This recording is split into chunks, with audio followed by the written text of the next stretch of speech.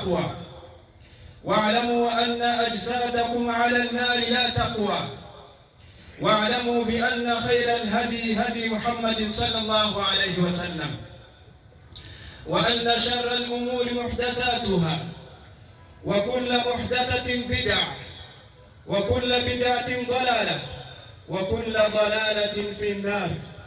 معشر المؤمنين، إن من نعم الله تبارك وتعالى على عباده تمام عدة شهر رمضان، والتي ذكرها الله عز وجل نعمة على عباده فقال جل شأنه: ولتكملوا العدة ولتكبروا الله على ما هداكم ولعلكم تشكرون. صيام شهر رمضان نعمة ومنة من الواحد الديان تبارك وتعالى، يترتب عليه الأجر العظيم، كما قال صلى الله عليه وسلم: من صام رمضانا إيمانا واحتسابا غفر له ما تقدم من ذنبه. وقال صلى الله عليه وسلم: من قام رمضانا إيمانا واحتسابا غفر له ما تقدم من ذنبه. Tunashukuru imana Allah subhanahu wa ta'ala, imana yo ifite ibyiza byinshi cyane ndetse ikagira n'inema nyinshi cyane.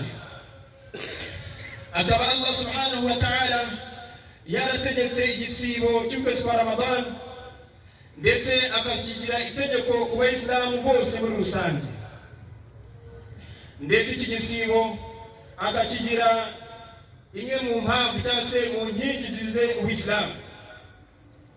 Ndamwereye ku mutima wanjye mvugisha ururimi rwanjye yuko nta Imana ikwiye gusengwa mu kuri uretse Imana imwe rukumbi, ndetse nkanahamya ku mutima wanjye mvugisha ururimi rwanjye yuko intumwa y'Imana Muhammad sallallahu alaihi wasallam ari umugaragu wayo ndetse akaba n'intumwa yayo. Afite wa wundi afite ibyiza byinshi cyane, wa wundi uzasiba ukwezi kwa Ramadan, ndetse tukamenya yuko ubuyobozi bwiza ari ubuyobozi bw'intumwa y'Imana Muhammad sallallahu alaihi wasallam. Wa wundi uzumvira Imana Allah subhanahu wa ta'ala amategeko yayo, yarangiza agashikama kuri cya gihagararo cy'Ubuislamu, uwo ngo birashaka azaba ari kumwe n'intumwa y'Imana Muhammad sallallahu alaihi wasallam. Amahoro ayisakareho nabiwe namukurikira azamukurikira uzageza ku munsi w'imperuka. Tusaba Allah subhanahu wa ta'ala yukadushyira mu murango, Allahumma amin. Bano b'Islam, dutinya Imana ukuri ko kwitinya. Tunamenye yuko imibiri yacu ntabwo izabasha kwihanganira umuriro wa Jahannam. Tumenye yuko ubuyobozi bwiza ari ubuyobozi bw'intumwa y'Imana Muhammad sallallahu alaihi wasallam. Tunamenye yuko bimwe mu bibi ari uguhimba mu dini, kandi ibihimbano byose cyangwa se ibyaduka byose ni ibihimbano,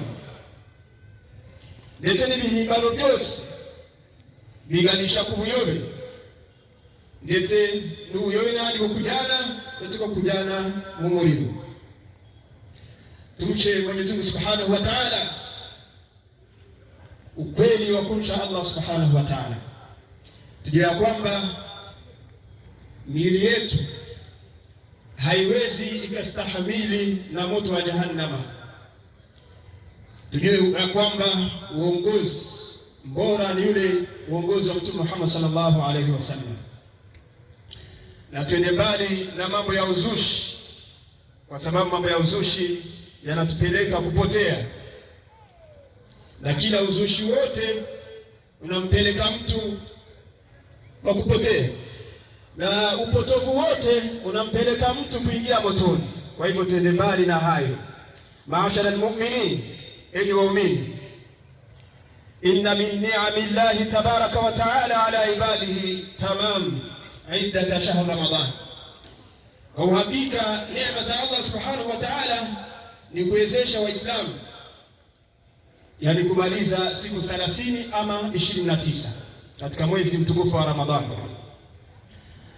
kama vile Allah subhanahu wa ta'ala ametuambia kwenye Qur'an, na tujaze zile siku ambazo kwamba Allah subhanahu wa ta'ala ametupangia, na tumkabili Allah subhanahu wa ta'ala kwa ule uongofu aliyotuongoza katika Uislamu, dini ya Kiislamu, ili tupate kushukuru Allah subhanahu wa ta'ala. Na kwa Waislamu mbyukuri inema ihamba echanegi siwo kubagarwa Allah subhanahu wa ta'ala nukuzuza imisi 29 imisi 30 nuko Allah subhanahu wa ta'ala abitugaragariza muri Qur'an hajirati walitukmilu al-idda walitukabbiru Allah ala ma hadakum wa la'allakum tashkurun. Umuzuze imisi yagenwe yawe 29 imisi 30 kandi mutagatifuze Allah subhanahu wa ta'ala umusingiza cyane kubera yanema Allah subhanahu wa ta'ala yabahundagajeho inema y'Uislamu kwako alinema ihambaye cyane kwako nta Muislamu uzade mu muriro ngazabu no uzahirizo. Nyuma yo kumenya inema y'Uislamu wenda bizabahereza kuzahora mushimira Imana Allah subhanahu wa ta'ala ijuru n'amanywa. Siyamu shahru Ramadan ni'matun wa minna min al-wahid ad-diyan tabaraka wa ta'ala. Inema y'Uislamu Allah subhanahu wa ta'ala duhundagajeho ni imwe mu nema z'Uislamu Allah subhanahu wa ta'ala duhitiyemo igisibo nk'iki ngiki tase idini ryacu wa yatarattabu alayhi al-ajr al-'azim. Ndetse n'inema y'Uislamu tase inema y'igisibo ifite ibyiza bihambaye cyane ukura muri iki gisibo. Inema ihambaye y'igisibo kuba Allah subhanahu wa ta'ala yakuzanye igisibo n'umwanya wo kugira ngo ubashe kwegera Imana Allah subhanahu wa ta'ala, uricuze ku Mana Allah subhanahu wa ta'ala, ndetse unagira n'umwanya wo gusaba Imana Allah subhanahu wa ta'ala kugira ngo abashe kuba yagutera inkunga muri gahunda zawe. Nk'uko Imana Muhammad sallallahu alayhi wa sallam itubwira ngo man sama Ramadan imanan wa ihtisaban ghufira lahu ma taqaddama min dhanbi. Uzaramuka asibye igisibo cya Ramadan kikamusanga ari muzima akaba atarwaye, icyo gihe akagisiba yumva yuko afite imani, afite kwemera nyakuri, ndetse yizera yuko Imana Allah subhanahu wa ta'ala izamwakira igisibo ndetse ikakimuhembera. Imana Allah subhanahu wa ta'ala izamubarira ibyaha bye byabanje. Mu mvugo y'Imana Muhammad sallallahu alayhi wa sallam arongera akagira ati man qama Ramadan imanan wa ihtisaban ghufira lahu ma taqaddama min dhanbi. Wa uzahagarara igihagararo cy'ukwezi kwa Ramadan tarawih akaba ayihagararaho akaba yifatanya n'Abayisilamu musigiti gusenga tarawih ndetse na qiyamul layl. Imana akabikora ibyo ngibyo yizera yuko Allah subhanahu wa ta'ala azabimuhembera, ndetse yizera yuko Allah subhanahu wa ta'ala azamugororera ku munsi w'imperuka, ndetse akabikora afite ukwemera nyakuri. Uwo ngo Allah subhanahu wa ta'ala azamuyamubariye ibyaha bye byabanje. Mtume Muhammad sallallahu alayhi wasallam akwambia yule ambaye kwamba atasimama katika visimamo vya usiku, iwe tarawih ama qiyamul layl, Allah subhanahu wa ta'ala akifanya hivyo akiwa anajua ya kwamba na imani Allah subhanahu wa ta'ala atakuja kumsamehe na atampatia ujira wa kusimama. Allah subhanahu wa ta'ala ashamsamehe dhambi yake ambayo kwamba iliyotangulia. Na katika kauli ya Mtume anaendelea akisema sallallahu alayhi wasallam, yule ambaye kwamba Ramadhani tamkuta yeye ana uhai, sio mgonjwa, na akaelekea kufanya saumu akiwa na imani ya kwamba Allah subhanahu wa ta'ala atakuja kumsamehe madhambi yake, na anajua kwamba Allah subhanahu wa ta'ala atakuja kumlipa kwa ile saumu ambayo kwamba aliyoifunga. Allah subhanahu wa ta'ala humfutia madhambi yake ambayo kwamba aliyotanguliza. baada ya somo la Ramadhani, kitu ambacho kwamba utakuja kuendelea kufanya baada ya Ramadhani, ni vizuri uendelee na somo, uendelee na ibada zako, swala 5 msikitini. Kama vile ulikuwa ukisali swala 5 msikitini, wewe mwanaume ama wewe mwanamke, ni wewe swala 5 nyumbani, na ukiweza kuja msikitini haina shida. Lakini Ramadhani isiishe na wewe ukienda unaacha msikiti na zile swala 5 unaziacha kuziswali, utakuwa unaabudu Ramadhani, hautakuwa unaabudu Allah subhanahu wa ta'ala. Hii Ramadhani idusijie yuko iswale shano wakoraga mu musigiti, we mugabo ujya mu musigiti, we mudamu usengera mu rugo, ntabwo we ubushinga ko wasengera mu musigiti. Akiswala nziza ni swala yo mu rugo ku mudamu. Igusiye yuko ugomba kugumana n'iswala zawe shano ku munsi, ntabwo ugomba gusenga mu kwezi kwa Ramadhani, kuko utasenga Ramadhani usenga Allah subhanahu wa ta'ala. Wewe mamu bikubere umwitozo n'ingando zikomeye cyane zo kugomba gusenga 5 ku munsi, kuko iswala yawe niyo kwizajya ku munzani ku munsi w'imperuka. Ikintu cya mbere uzabarurirwa ku munsi w'imperuka. Upfuye nonaha menya kwanze inshingano yakuzanye no kuri rusi. Inshingano yakuzanye ni gutaruyizi, menya yuko ari ugusenga 5 ku munsi ahanga kuri rusi mu musigiti. Numara kumenya icyo Allah subhanahu wa ta'ala yakuremeye, nta n'ubuzigero bw'iswala. Ako niba utarasobanukirwa icyo Allah subhanahu wa ta'ala yakuremeye, uzagendera k'iswala, imisigiti isigare ari za swapa 2 mu musigiti. Kandi mu kwezi kwa Ramadhani twabaga turi iswapa cyangwa se tuzuye umusigiti. Uzishyiriye ku munzani wawe urebe yuko ukiye Uislamu, kuko ikidutandukanya Uislamu n'udamu Uislamu ni iswala.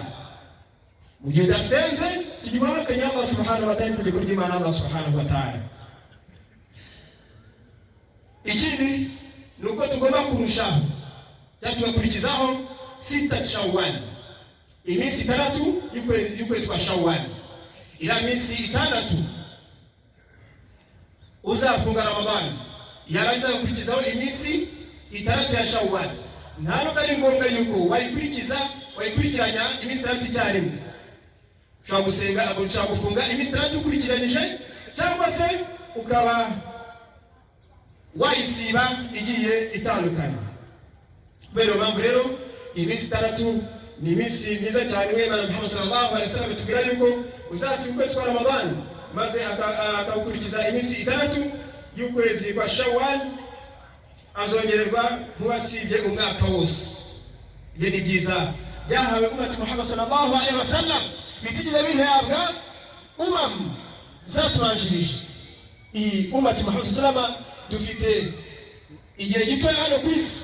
Mwema Muhammad sallallahu alaihi wasallam tubwira yuko ummati ma baina 60 wa 70, abantu banjye bazabaho igihe kingana n'imyaka 30 cyangwa 70, wa qalilu man yatajawaz bidhalika, ni nabacyane cyane bazarenza iyo myaka 30 cyangwa 70. Ariyo mpamvu Allah subhanahu wa ta'ala yagiye aduhereza ibyiza byinshi cyane, aho usiba ukwezi kwa Ramadhani ugakurikizaho Shawwal, ukamera nkaho wasibye umwaka muzima.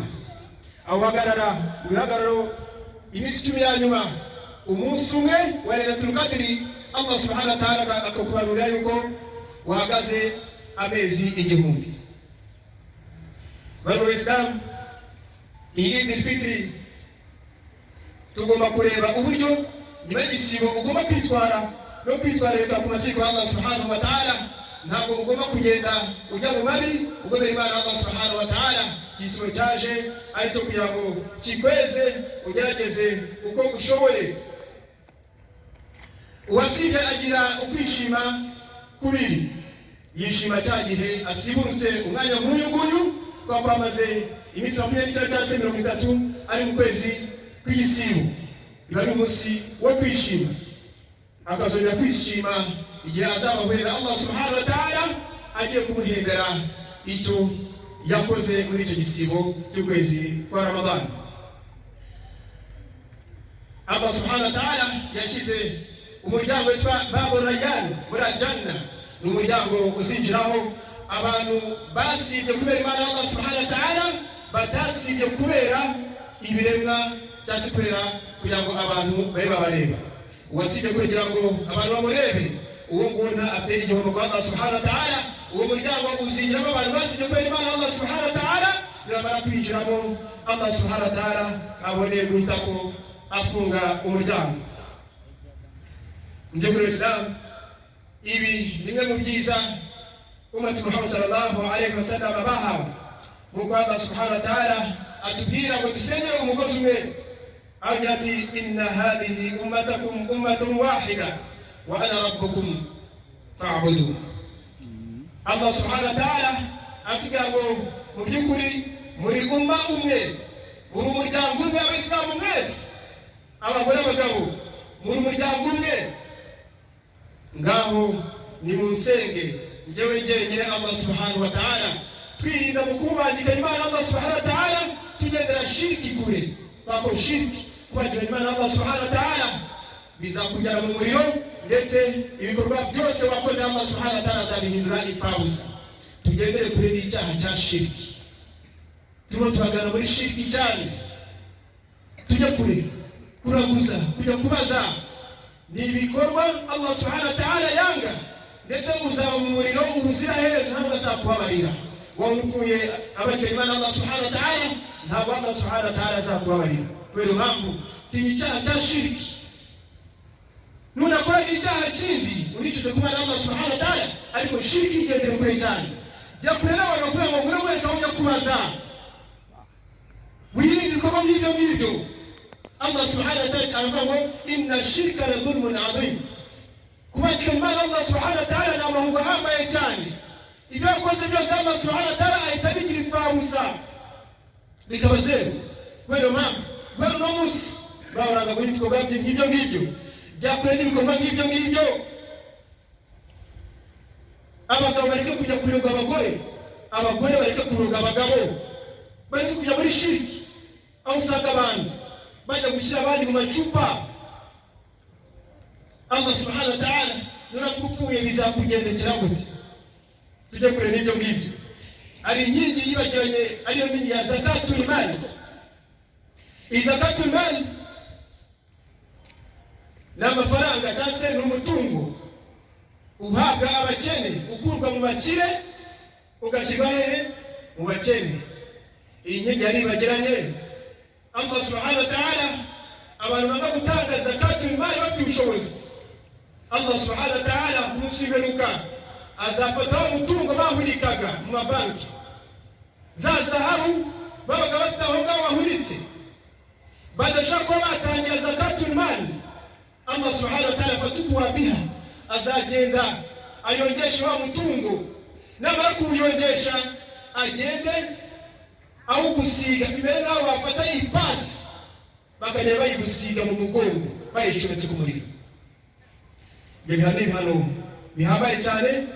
Saba Allah subhanahu wa ta'ala ko yaturinda ibintu nk'ibyo ngibyo, amabi nk'ayo ngayo. Saba Allah subhanahu wa ta'ala mu mitungo dufite gerageza gutanga zakatul mal. Wegere imamu musigiti wawe, umbwira ufite umutungo ungana gutya, ese natanga zakatul mal gute? Uratanga zakatul mal y'amafaranga, y'amazu, y'ibiribwa, ya buri kintu cyose. Egera imamu umubaze, utazaza ugapfa ideni rya Allah subhanahu wa ta'ala akazakubaza. Kama una zakatul mal, haujatoa zakatul mal, lazima umsogelee imamu umuulize, nitatoa zakatul mal kivipi? Ukiwa unaogopa Allah subhanahu wa ta'ala atakuja kukuuliza, kwa sababu ni haki ya maskini. Wewe toa, kisha mambo mengine atakuja Allah subhanahu wa ta'ala kuwajua wale ambao kwamba wametoa ile zakatul mal, na atakuja kuuliza vile ambao kwamba walitoa ile zakatul mal. Wewe tanga zakatul mal yawe ibindi Allah subhanahu wa ta'ala zababa ni bachiri ya zakatul mal, alikuwa wala njimana Allah subhanahu wa ta'ala. والعصر إن الإنسان في خسر إلا الذين آمنوا وعملوا الصالحات وتواصوا بالحق وتواصوا بالصبر. بارك الله لي ولكم في القرآن الكريم ونفعنا وإياكم بالآيات والذكر الحكيم. أقول قولي هذا واستغفر الله لي ولكم ولسائر المسلمين من كل ذنب فاستغفروه إنه هو الغفور الرحيم. اللهم إنا نسألك الجنة ونعوذ بك من النار. اللهم تقبل الصيام. الحمد لله الحمد لله رب العالمين، والصلاة والسلام على أشرف الأنبياء والمرسلين نبينا محمد صلى الله عليه وسلم وعلى آله وأصحابه ومن سن بسنته إلى يوم التلاقي. وبعد. شكر معنا الله سبحانه وتعالى دراسة من مولى شمعي معنا محمد صلى الله عليه وسلم لتنا بيوه نامو كريجان زام كريجرا كزاجة مسمرك بسبب الله سبحانه وتعالى يكو يا بشنا مرامغو اللهم آمين. ubutumwa bw'umuryango w'Islamu mu Rwanda bugenewe Abayisilamu ku munsi mukuru w'Eid wa 2023. Ubuyobozi bukuru bwa Rwanda Muslim Community burifuriza Abayisilamu by'umwihariko n'Abanyarwanda bose muri rusange umunsi mukuru mwiza wa Eid al-Fitr, ubabere umunsi w'ibyishimo. Burasaba Abayisilamu kurushaho kwegereza Imana Allah subhanahu wa ta'ala. Mu gihugu cyacu Abayisilamu batangiye igisibo neza, basoje neza nyuma y'igihe cy'ukwezi bakimazemo.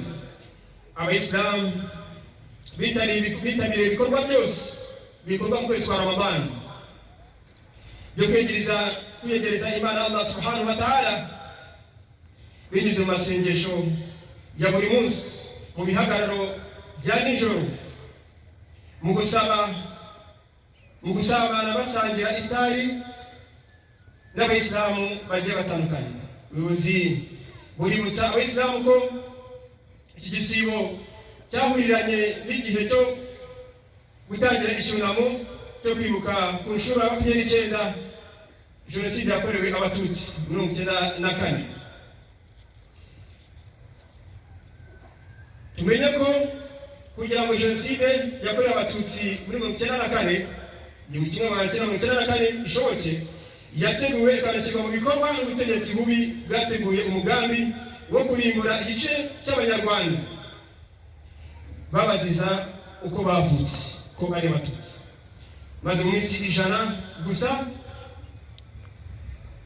hapfa miliyoni yose yicwa bazira gusa ko bari Abatutsi. Ubwo butegetsi bwabibye ingengabitekerezo ya Jenoside, burayikorera propaganda n'icengezamatwara yo kwanga Abatutsi no kubarimbura. Umuryango w'Islamu mu Rwanda RFC wifatanyije n'imiryango yabuze ababo bazize Jenoside yakorewe Abatutsi 1994 kandi wifurije gukomeza gutwaza no gukumira iyo ngengabitekerezo, baharanira kubaho no gukomeza kwiyubaka, baharanira yuko itazasubira ukundi.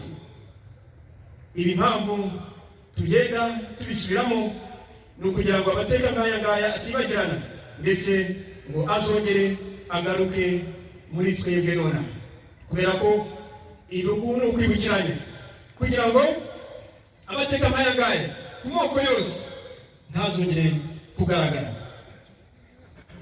Dushingiye ku mvugo imwe Imana Muhammad sallallahu alaihi wasallam agira iti, udashimira abantu ntiyashimira n'Imana Allah subhanahu wa ta'ala. Natwe dufashe uyu mwanya ngo dushimire abari ingabo z'inkotanyi bahagaritse Jenoside yakorewe Abatutsi muri Mata 1994, bari bayobowe na nyakubahwa Perezida wa Repubulika Paul Kagame.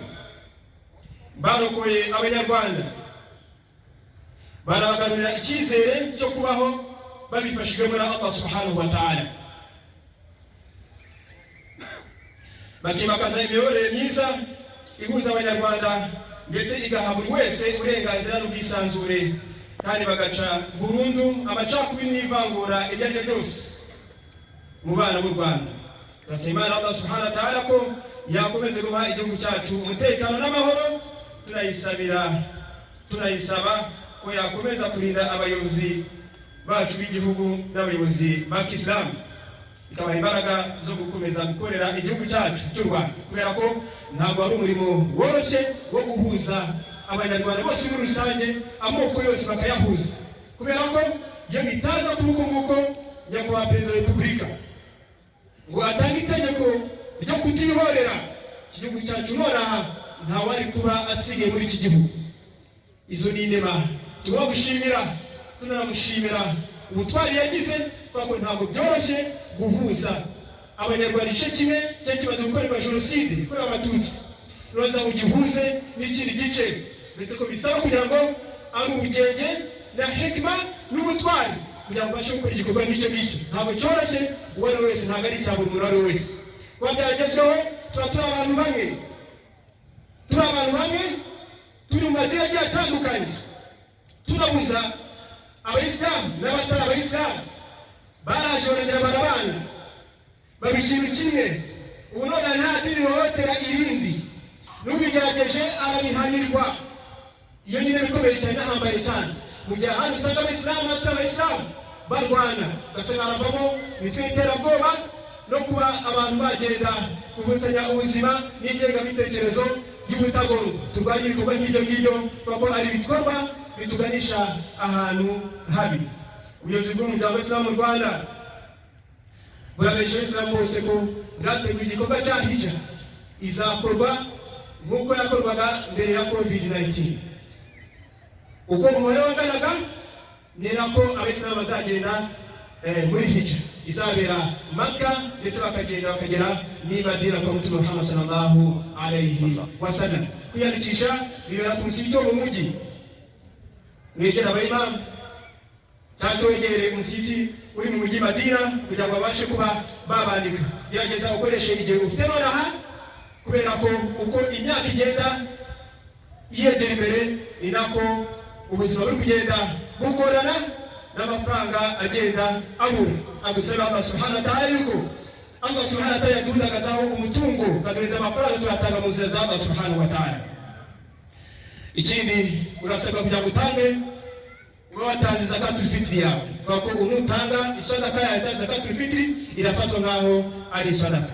Umuryango w'Isilamu mu Rwanda wateguye amarushanwa mpuzamahanga uzahuza ibihugu bya kuri 40 bizaza gutaramira Imana Allah subhanahu wa ta'ala mu gihugu cyacu, igihugu kirimo umutekano.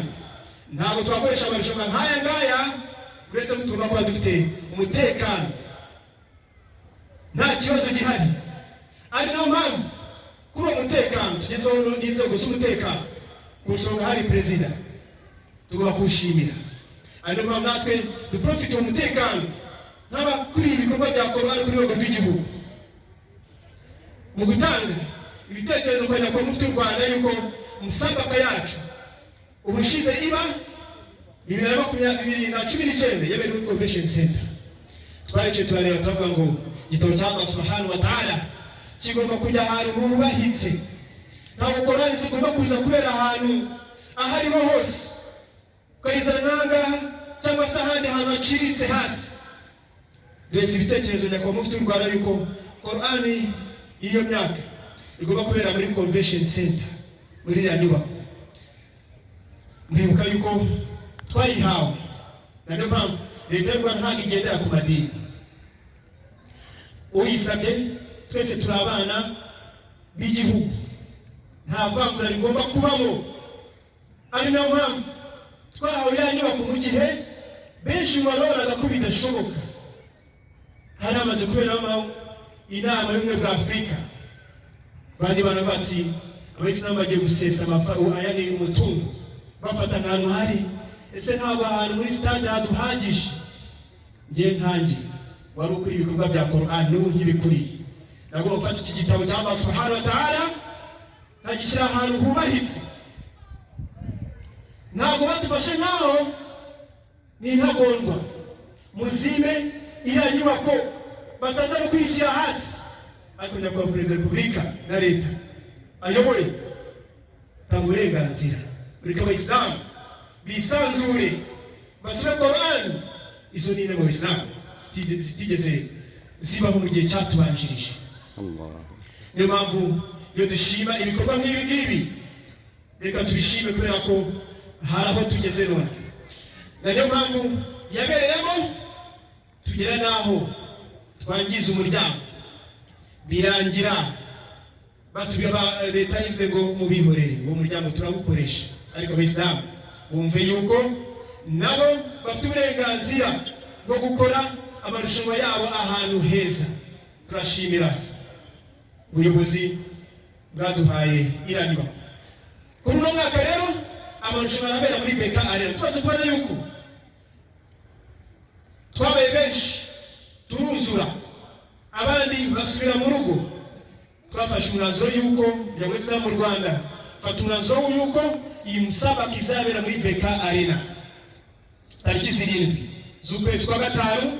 Amarushanwa azatangira guhera saa 1 za mu gitondo. Muzaze dutaramire Allah subhanahu wa ta'ala, turagaragaza ko duhari, ko na Qur'an yacu imaze gutera imbere, nkuko abana bacu bari kugenda bigaragaza mu marushanwa mpuzamahanga, aho barimo baragenda batsinda, aho bitabayeho mbere ya jenoside yakorewe Abatutsi. Nta Qur'an yari hari, nta bafashe Qur'an bari bahari, ariko none aha tumaze kujya ku mubare mu myaka 6 gusa tumaze tuyobora ibikorwa nk'ibi bya Qur'an ku rwego rw'igihugu. Tumaze kugera ku bana bagera kuri 200 bafashe Qur'an yose. Uwo umusaruro ukomeye cyane, kandi hari abafashe Qur'an Allah subhanahu wa ta'ala ahundagaza umugisha we, ndetse akahamanura imigisha, akahamanura umutekano, kubera ko hari abantu bafashe Qur'an, kubera ko Qur'an isomerwa ku misigiti. Muri madrasa zacu nonaha mu gihugu cyose abana bacu barasoma Qur'an, abagabo n'abagore natwe twitabire gusoma Qur'an, kubera ko Qur'an urasoma inyuguti imwe ukayihemberwa inshuro 10. Yajya mu kwezi kwa Ramadan bikazava kuri 70, 700. Kubera mpamvu rero uwo mutekano tusigase, kuko abana bacu bariga Qur'an nta kibazo, ntawe babuza ngo muno muri gutagongana. Inzego z'umutekano ziducungira umutekano, abana bacu bagasoma Qur'an. Bitandukanye n'ahandi muri Somalia cyangwa se ahandi usanga nta mutekano uhari, nta na Qur'an bashobora gusoma kubera ko amasasu ari hejuru yabo. Uyu mutekano ni wo gushimirwa, gushimira abayobozi n'inzego z'umutekano, yaba inzego za gisirikare, yaba inzego za polisi n'izindi nzego zitazihurira umutekano w'igihugu. Kubera mpamvu rero natwe nitugerageze dushime mu gushimira no gusigasira umutekano, twirinda ubutagondwa, twirinda ubuhezanguni, twirinda ibikorwa byavutse abagenzi bacu ubuzima tudahushe kwemera. Tuributse yuko ubutagondwa ntabwo bukorwa n'Umuislamu wenyine gusa, bushobora kuba bwakorwa n'uwo ari we wese uri mu dini iryo ari ryo ryose, kuko byamaze kugaragara yuko ubutagondwa bukorwa n'abantu bari bose. Ntabwo bireba idini, ntabwo bireba ngo uko usa, ntabwo ariko wambaye ikanzu ufite ubwanwa ure ntagondwa. Ushobora kuba wambaye ipantaro nta n'ubwanwa ufite, ukaba waripura ahantu. Byose ibikorwa by'ubutagondwa.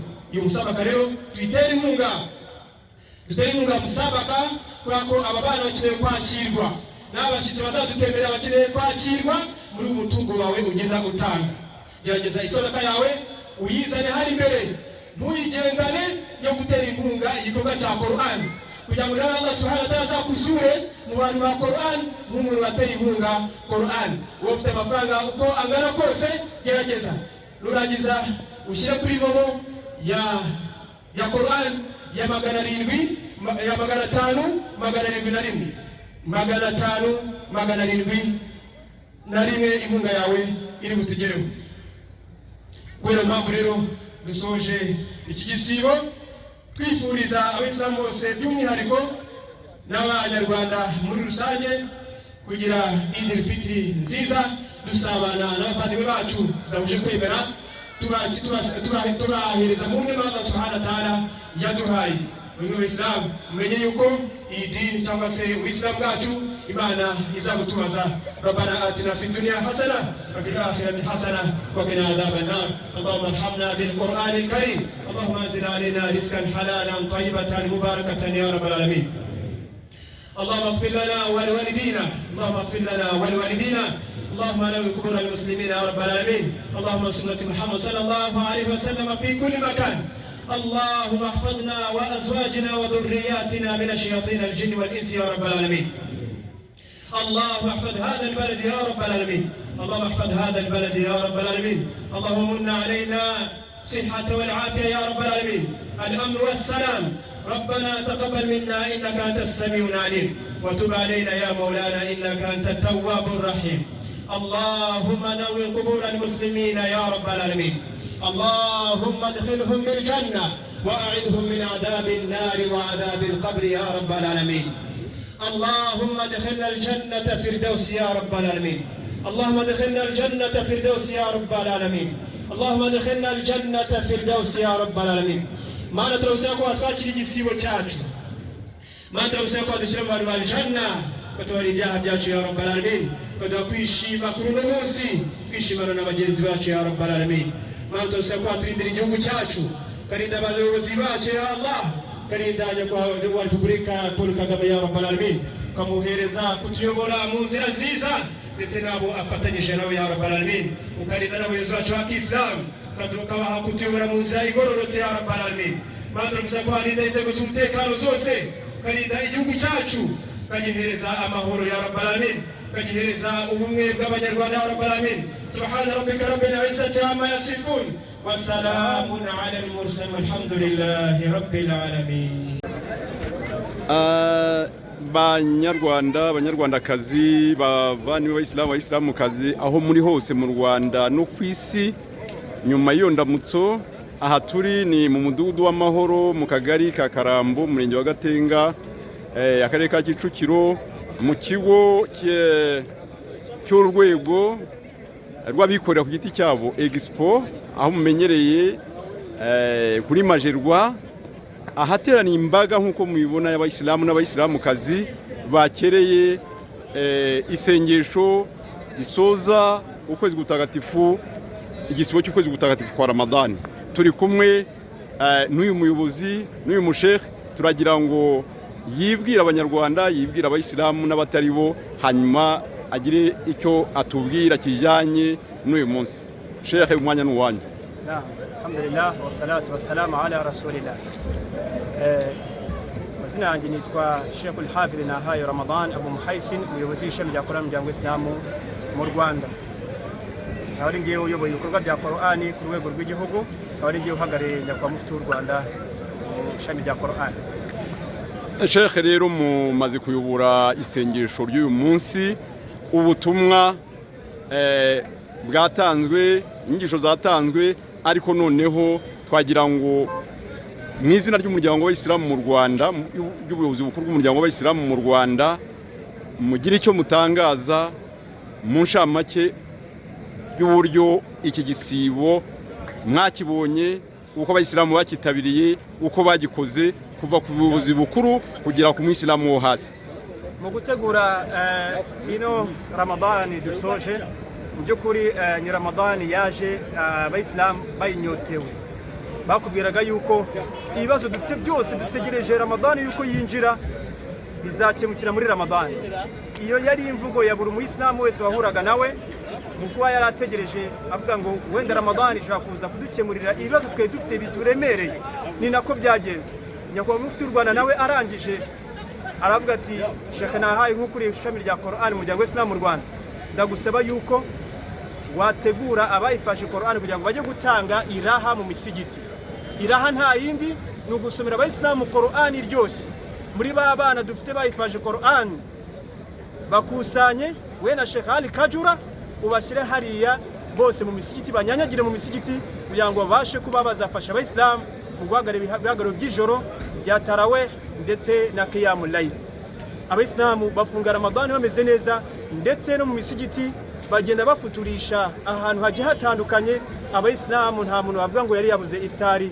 Baba mu muryango w'Islamu mu Rwanda bagerageje uko ushoboye n'abafatanya bikorwa n'abaterankunga mu kugira ngo iyo iftari bashe kuba yagera ku bantu. Uvuga ngo rero umuryango wari wateguye utegura neza, ndetse buri Muislamu wese uno mwaka yatanga ubuhamya bw'ukuntu Abayisilamu bitabiriye Ramadani, bitabiriye igisibo, ndetse bitabira n'ibikorwa mu kwezi kwa Ramadani, bafuturisha abantu, bagerageza batanga sadakati, ndetse bagerageza no kuba igikorwa cya Qur'an bagiteramo inkunga. Tunashimira Abayisilamu uburyo bagiye batera inkunga iki gikorwa, ndetse tubabwira yuko igikorwa kizagenda neza niko kubahisha Qur'ani mu gihugu cyacu ndetse n'ubuyisilamu bwacu.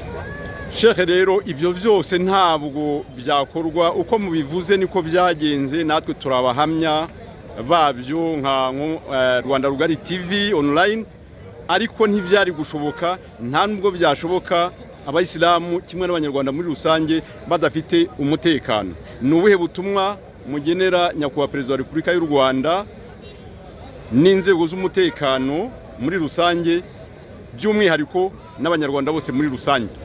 Byukuri nkuko mubivuga, ntabwo twari gukora igisibo ngo kibashe kuba cyasozwa mu mahoro nta mutekano dufite mu gihugu cyacu. Biturabishimiraho nyakubahwa Perezida wa Repubulika Paul Kagame uburyo ayoboye abanyarwanda, igihugu cy'umutekano, ndetse dushimira inzego z'umutekano zose, inzego za gisirikare, inzego za polisi, ndetse n'inzego z'izitaho zihurira n'umutekano. Uyu mutekano abanyarwanda none aha umuntu ashobora kuba yareba akagira ngo ni ibintu biri aho ngaho. Umutekano uraharanirwa ndetse hari byinshi biwugendaho. Kubera iyo mpamvu rero umunyarwanda hicare avuge ngo biri aho ngaho. Mu by'ukuri umutekano ukomeye, bafunze mu mahoro, dusiburutse mu mahoro. Niyo mpamvu tugomba gushimira nyakubahwa Perezida wa Repubulika mu mutekano agenda atugezaho, kubera ko mu by'ukuri ahandi dufite ingeri zitandukanye mu bihugu bigiye bitandukanye, aho abayisilamu nonaha batari kubasha kujya gusenga iyo rayiti, batabasha gukora ibihagararo. Turebe ingero zifatika cyane nonaha muri Sudani bimeze gute. Ubu nonaha amasasa ari ku bantu hejuru ku mutwe. Turebe muri Somalia nonaha bibayeho gute. Turebe iyo za Centrafrique bimeze gute, n'ahandi henshi cyane aho nyakubahwa Perezida wa Repubulika agenda atuma ingabo mu kugira ngo bashe kuba bajya kubafasha uwo mutekano, kubagarura umutekano. Bikwereka yuko birashimangira yuko umutekano w'iwacu ahangaha uri furu, uruzuye. Dushimire nyakubahwa Perezida wa Repubulika ugenda gerageza kuba yadushakishiriza uburyo tugira umutekano. Kuko umutekano nuramuka ubuze, mu by'ukuri no usanga ibintu byose byazambye, abantu bari kwirukanka, nta kazi gahari. Ibyo byose rero utaza agaciro k'umutekano niba dushaka kugenda akivugira ibyo ashaka. Sheikh, muri aka kanya kuri uyu munota tuvuganiraho, uri intumwa ya Qur'an, uri ijwi rya Qur'an, uri intumwa y'ubuyobozi bukuru bw'umuryango w'abayisilamu mu Rwanda. Ni ubuhe butumwa mu izina rya Qur'an, mu izina ry'ubuyobozi bukuru bw'umuryango w'abayisilamu mu Rwanda, ni ubuhe butumwa ugenera abayisilamu by'umwihariko kuri uyu munsi? Nibyo koko, ni twe dushinzwe ibikorwa bya Qur'an ku rwego rw'igihugu, nk'inshingano twahawe kubaha Mufti w'u Rwanda Sheikh Hitimana Salim. Mu by'ukuri izi nshingano yaduhaye zitoroshye cyane, ari nayo intero cyangwa ubutumwa mfite, ni ubutumwa bwa nyakubahwa Mufti w'u Rwanda, aho atubwira ngo cyangwa yadutumye atubwira ngo mu by'ukuri iyi Qur'an ni iyacu twese nk'abayisilamu twese muri rusange, ntabwo ari iya Mufti wenyine, nta nubwo ari yuhagarariye ibikorwa bya Qur'an mu muryango w'Isilamu mu Rwanda Sheikh Nahaye Ramadan, nta nubwo ari ibya imamu w'umusigiti. Uvuga ngo ibi bikorwa cyangwa se iyi Qur'an ni y'abayisilamu bose muri rusange. Kubera iyo mpamvu rero atanze ubutumwa nyakubahwa Mufti w'u Rwanda avuga ngo abayisilamu arabashimira uko mwagiye mwitanga muri iki gisibo mu gutera inkunga Qur'an no gutera inkunga amashuri ya Qur'an kugira ngo abashe gusora abana bagenda baduhagararira bahagarara igihugu cyacu cy'u Rwanda. Abashimira ku nkunga mwagiye mutanga ibitekerezo n'inkunga y'ubushobozi mwagiye mutanga muri no kugumya gutanga kugeza no kuri no munota wa nona. Abashimira uruhare rwanyu mugenda mugira, abato, abakuru, abagabo, abagore. Avuga ngo Imana nta kindi yabona cyo kubahemba uretse Imana Allah subhanahu wa ta'ala mu kubahembera uko kwitanga kwanyu, ndetse Allah subhanahu wa ta'ala ngo azabatunganyirize gahunda zanyu zose, ndetse abahereze ibyiza, anabafungura imiryango y'inema Allah subhanahu wa ta'ala yabahundagajeho, ndetse igikuru muri cyo ngicyo azabahereza aljanna. Allahumma amina. Sheikh, turabashimiye ku mwanya muhaye Rwanda Rugari TV, kandi tubifurije amahoro y'Imana n'imigisha yayo. Murakoze cyane.